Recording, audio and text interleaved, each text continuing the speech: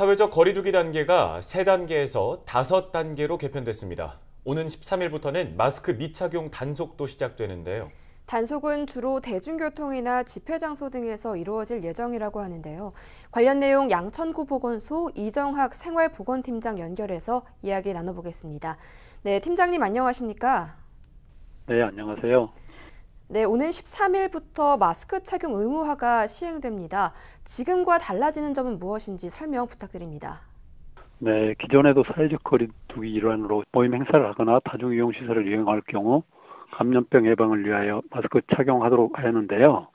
서울시에서 고시한 행정명령은 서울시 전 지역 거주자 및 방문자가 버스, 지하철 등 운송수단과 건축물 사방이 구획되어 분리되어 있는 모든 구조물 안에 있을 때와 집합, 공연 등 다중이 모여 다른 사람과 접촉하거나 접촉할 위험이 있는 실외에 있을 경우 마스크를 의무적으로 착용해야 합니다.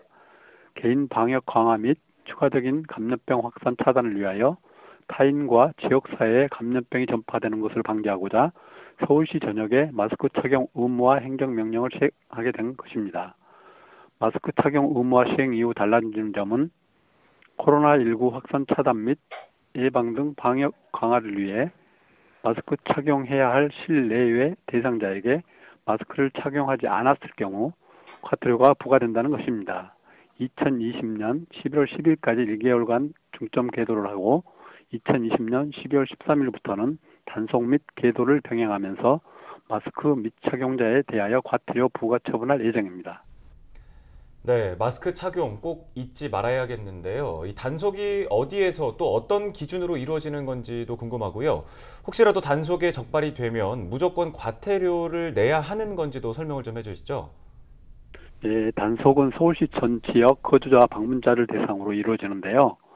실내에서 마스크를 착용해야 할 곳은 불특정 다수가 모이는 버스, 지하철, 선박, 항공기, 기타 차량 등 대중교통 운송수단과 건축물 그리고 사방이 구획되어 외부와 분리되어 있는 모든 구조물에서는 마스크를 착용해야 합니다.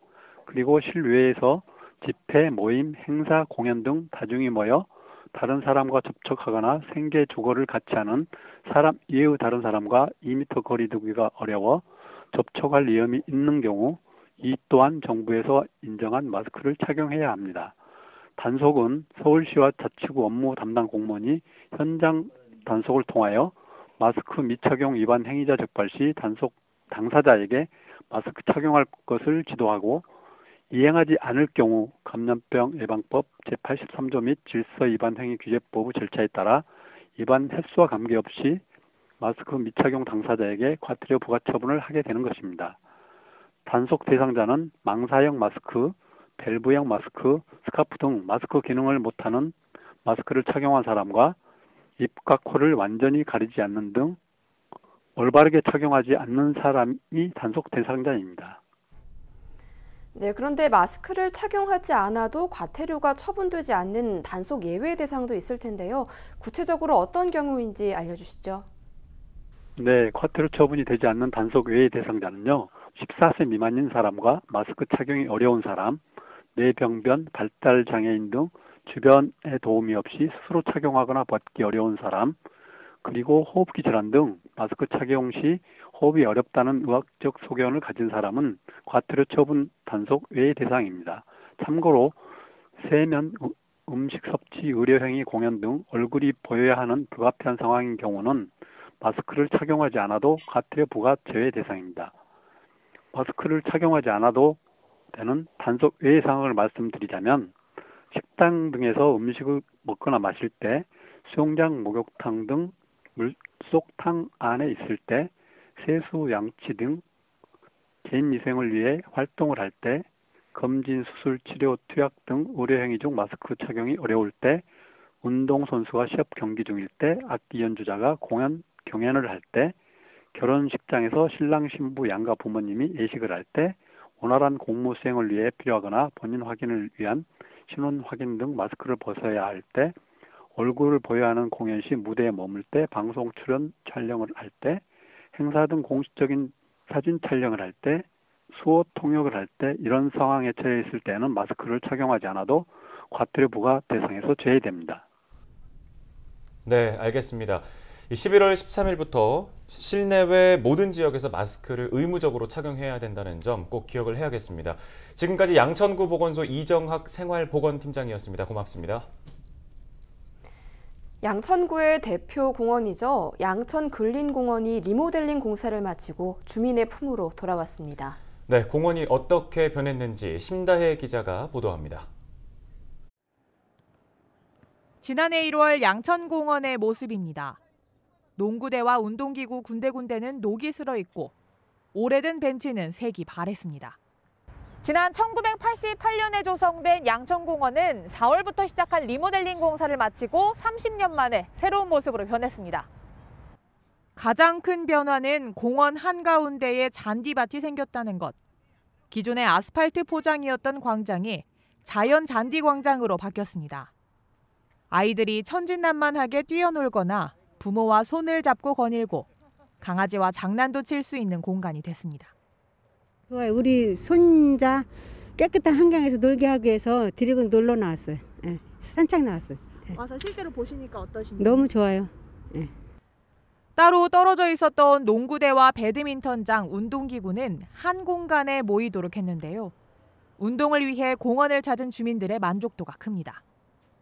노인네들이나 여러분들이 와서 이게 자유스럽게 운동하는 게 참 좋죠. 흙으로 이렇게 다 이렇게 만들어 놓고 참 여러 군데 이렇게 쉼터도 만들어 놓고 해서 참 좋죠.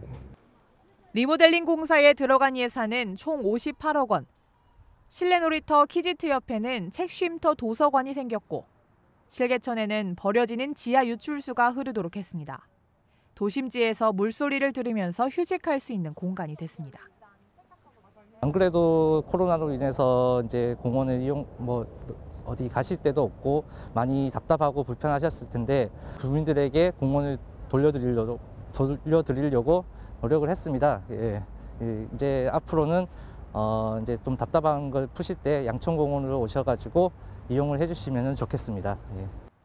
양천구는 양천공원에 이어 파리공원도 내년부터 리모델링 공사에 들어가 새로운 주민 공간으로 만들겠다는 계획입니다. 헬로티비 뉴스 심다혜입니다. 다음 소식입니다. 코로나19 장기전으로 일상에 지친 지역 주민들을 위로하는 콘서트가 지난 금요일 저녁 은평문화예술회관에서 열렸습니다. 이번 콘서트는 비대면으로 열려 더욱 특별했는데요. 손성혜 기자가 현장에 다녀왔습니다. 은평문화예술회관 공연장. 화려한 무대가 눈길을 사로잡습니다. 힘내라 은평 콘서트 현장입니다. 코로나19로 힘든 시간을 보내고 있는 지역 주민들을 위로하고 선별진료소 의료진 등 코로나19 방역 최전방에 있는 이들을 응원하기 위해 기획됐습니다. 오랫동안 일하다 보니까 정신적으로도 좀 필요한 부분이 있었고 육체적으로도 필요한 부분이 있었는데 이번 공연을 통해서 좀 그런 부분이 좀 씻겨나가지 않을까. 주민들은 공연장 객석 대신 집에서 온라인으로 접속했습니다. 사전 신청을 받은 주민들이 500여 개의 멀티 화면을 가득 채웠습니다.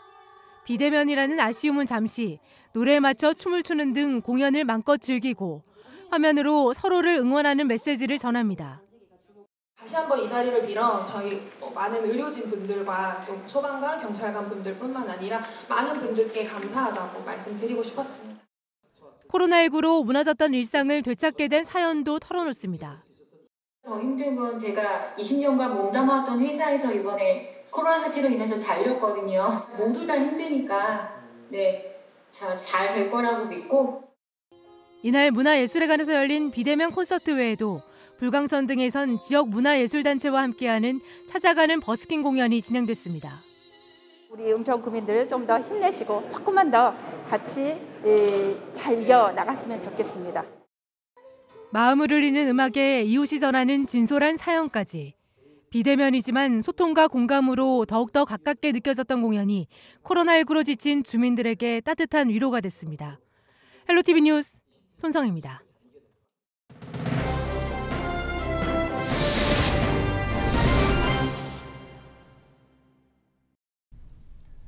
저장 강박 장애라고 들어보셨는지요? 물건을 버리지 못하고 생활하는 공간에 지나치게 많이 모으는 행위인데요. 심각해지면 집안을 쓰레기 더미로 만들기도 합니다. 양천구가 이러한 저장강박 의심 가구를 돕기 위한 조례를 만들었습니다. 의원 발언 때 정순희 의원 연결해서 관련 얘기 들어보겠습니다. 네, 의원님 안녕하십니까? 네, 안녕하세요. 정순희입니다. 네, 양천구의회에서 저장강박 의심 가구 지원 조례안이 통과됐습니다. 우선 저장강박증이란 정확히 무엇이고 또 양천구 내에 저장강박 의심 가구나 주민은 많은 편인지 설명 좀 해주시죠. 저장강박증이란요. 어떤 물건의 가치나 필요성과 상관없이 버리지 못하고 자기 소유의 일부로 생각해서 계속해서 집이나 마당에 물건을 쌓아두는 증상을 말하고요. 의료적인 관점에서는 강박장애의 하나로 보고 있습니다. 양천구는 2016년 7월부터 2019년 2년 동안에 주민들의 신고와 가정방문으로 15가구 정도가 저장강박 사례로 발굴되었습니다. 2019년 조사된 자료에 의하면 저장강박 의심 가구로 17가구로 대상 가구가 많지 않은 것처럼 보이지만 사례를 발굴하는 것이 어렵기 때문에 실제로는 더 많은 저장강박 의심 가구가 있지 않나 예상되고 있습니다. 네, 그러면 이번 조례 제정을 통해서 이들을 위한 어떤 지원이 마련되는 건지도 궁금한데요. 집행부에서 이를 위한 담당 부서나 전담팀이 만들어지는 건지 또 사업을 위한 예산 등이 마련이 됐거나 계획 중인지도 궁금합니다. 관련해서 설명 좀 해주시죠. 네, 양천구는 2019년에 클린하우스 지원 사업을 시행했습니다. 긴급복구 4가구, 주거환경 개선 5가구를 지원했으며 올해에도 10월부터 12월 사이에 클린하우스 지원 사업을 시행할 계획을 갖고 있습니다. 저장강박 의심 가구 지원 조례 제정은 이미 사업이 운영되고 있는 상황에서 지속적이고 체계적인 지원을 위한 근거를 마련한 것으로 보입니다. 본 조례는 저장강박 의심 가구의 생활 폐기물 수거뿐만 아니라 정신상담을 받을 수 있도록 보건소, 정신건강 전문기관과의 연계를 통해서 주거 환경 개선이 필요한 경우에는 해당 비용을 지원할 수 있도록 하고 있고요. 이런 사업의 경우에 자원봉사자가 투입되는 경우가 많거든요. 이래서 자원봉사제에 대한 근거도 마련하고 있습니다. 네, 그렇다면 저장강박 의심 가구나 주민의 구체적인 선정 기준은 어떻게 되는지 궁금한데요. 또 주민이 거주지 정리 등을 원하지 않을 경우에 설득하는 과정이 필요할 것 같은데 강제적인 방법이 동원되는 것도 고려하고 계신지 궁금합니다. 네, 저장강박으로 의심되는 사람이 거주하는 가구는 악취나 이런 걸로 인해서 주민 신고, 복지관 직원이나 공무원들의 가정방부로 발굴되고 있어요. 그 이후에는 수급자 및 차상위 계층, 긴급지원 대상자, 한부모 가족, 등록장애인, 기초연금 수급자, 통합사례 관리 대상, 이런 가구 등인지를 확인한 후에 지원하도록 되어 있습니다. 이 과정에서 저장강박 의심 가구가 지역사회에서 소외되거나 인권이 침해되지 않도록 유의하고 있으면서 저장강박 의심 가구 구성원의 동의 의사표시는 매우 중요하다고 생각해요. 그렇기 때문에 저장강박으로 의심되는 사람이나 그 보호자의 동의를 받아서 지원할 수 있도록 하고 있고요. 만약에 당사자가 스스로 합리적인 결정을 내리지 못하는 상황에서는 보호 의무자가 없는 경우에 관할 동지역사회보장협의체의 심의에 따라 결정할 수 있도록 하고 있습니다. 네. 그런데 단순히 거주지를 청소하는 것만으로는 문제의 근본적인 해결이 어렵지 않을까 싶은데요. 앞으로 어떤 지원 계획들이 더 있어야 문제가 해결 가능하다고 보시는지 의원님 의견도 좀 듣고 싶습니다. 앞서 말씀드린 것처럼 저장강박은 일종의 정신질환의 하나라고 봐요. 스스로 저장강박증임을 자각하기 어렵다고 합니다. 그로 인해서 주거환경을 개선하도 다시 물건을 저장하여서 청소하기 전에 같은 모습이 계속 반복되고 있는 게 많거든요. 여기서 유의해야 할 사항은 저장강박을 개인의 문제로 바라볼 건 아니다.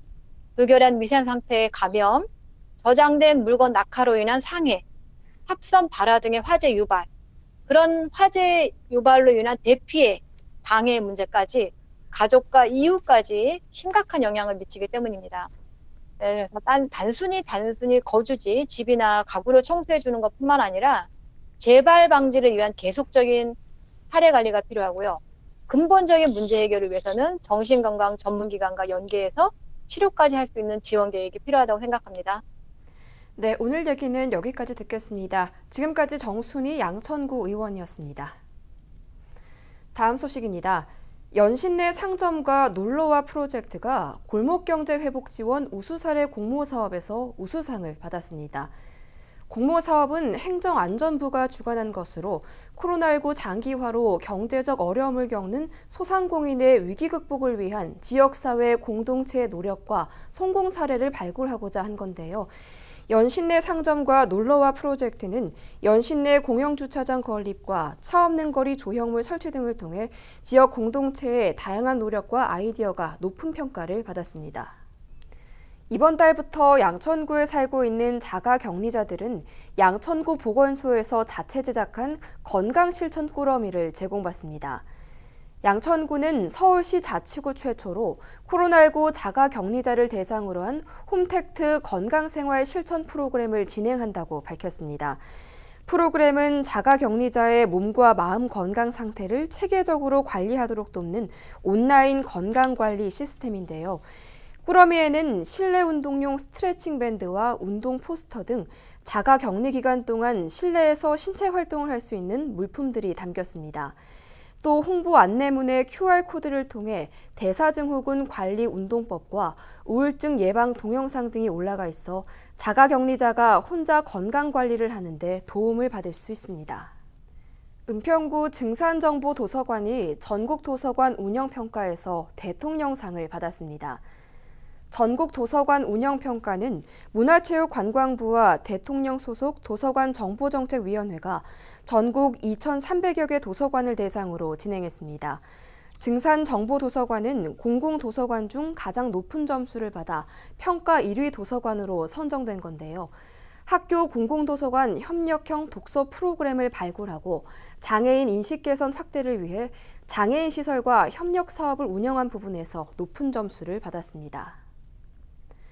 양천구가 창업 5년 이하 초기 창업자를 대상으로 가상오피스 지원 사업을 진행합니다.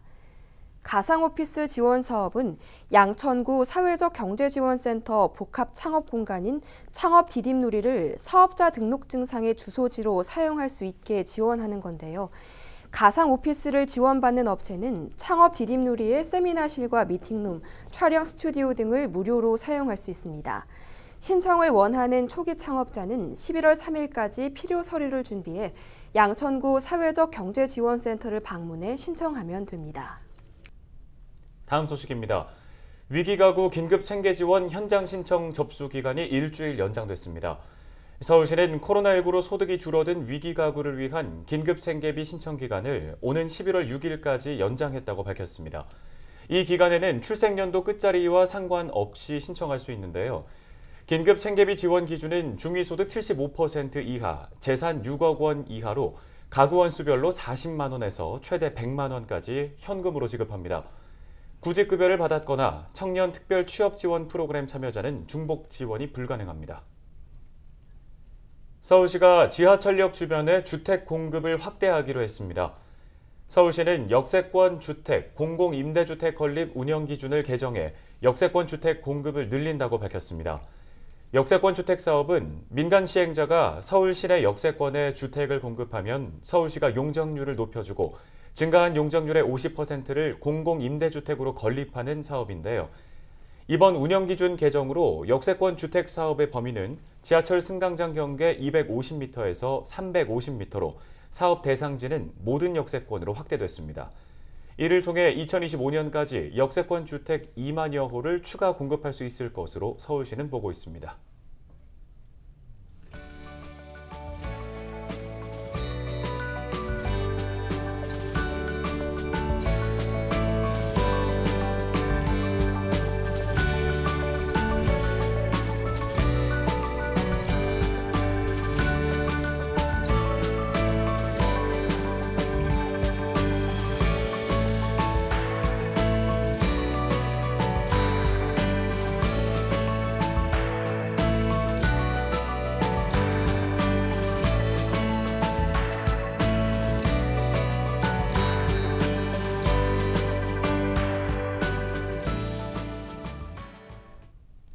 헬로티비 뉴스는 언제나 지역 주민 여러분 곁에 있겠습니다.